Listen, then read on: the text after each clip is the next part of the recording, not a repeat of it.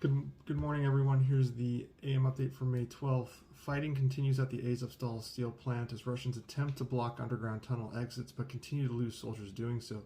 As such, the Russians have just resorted to siege tactics and have largely abandoned any attempts to extract them from the plant. Multiple companies are now exiting Russia, with the latest being Siemens, the German industrial conglomerate known for its home appliances and medical devices. Nearly 1,000 companies have curtailed operations in Russia, with the biggest being Amazon, Microsoft, Apple, and Alphabet. Clothing giant Nike has also terminated sponsorship deals with Russian organizations, specifically Spartak Moscow, going forward. Also, the Russian football team or soccer team for Americans will not be participating in the World Cup qualifiers. Russia's presence on the Council of Europe previously made Kosovo's goals unlikely to succeed to the Council, but now Kosovo believes it has the support required to apply since Russia has exited the Council of Europe.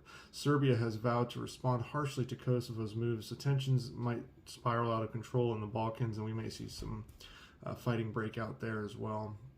Former Chinese ambassador to Ukraine has delivered an unusually critical assessment of Russia's invasion of Ukraine that recognized the clear signs of defeat for Russian troops and the threat of Vladimir Putin's empire-building agenda for European security. In remarks delivered to an internal forum at the state-run Chinese Academy of Social Sciences, Gao Yusheng, who served as Ukraine's ambassador from 2005 to 2007, described Russia's war effort as headed towards defeat, undermined by the failures of Putin's economic, military, and political policies.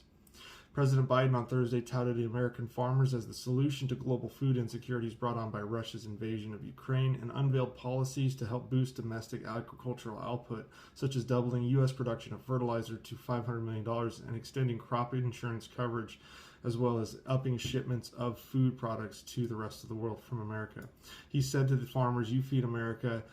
You literally are the backbone of our country, but now you'll also feed the world. And we're seeing Putin's war in Ukraine. You're the backbone of freedom." Finland's top leader said Thursday that their country should seek to join NATO as soon as possible, an extraordinary move that demonstrates the far-ranging effects of Russia's invasion of Ukraine. NATO said they will welcome Finland with open arms, and Sweden has said they are monitoring what Finland's decision is before making their decision. The Kremlin said that Finland's accession would definitely pose a threat to Russian security and warned against NATO expansion near its border. The Russian Foreign Ministry said Moscow would have to take retaliatory and military technical means, steps to stop threats that arise. Russian authorities are forcing Ukrainians who seek safety to submit to strip searches and interrogations, placing some in refugee camps, stripping them of their vital documents, and in some cases forcing them to remain in Russia, according to the displaced Ukrainians.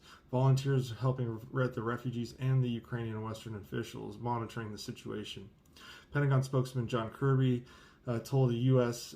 news outlet MSNBC that it would not be difficult to integrate Finland into NATO, and that its entry would be a historic moment. Ukraine will not reopen the suspended Sakharovka gas transit. It's a pipeline that runs through Ukraine from Russia to Europe. It won't reopen that pipeline to customers until Kyiv obtains control over the gas transit system, the head of the system's operator told Reuters news agency. Russian occupying forces are now in control and are interfering with operations. The gas pipeline runs through the Luhansk region and has been under Russian control since 2014. Experts warn that it may take a decade to completely demine Ukraine after the war.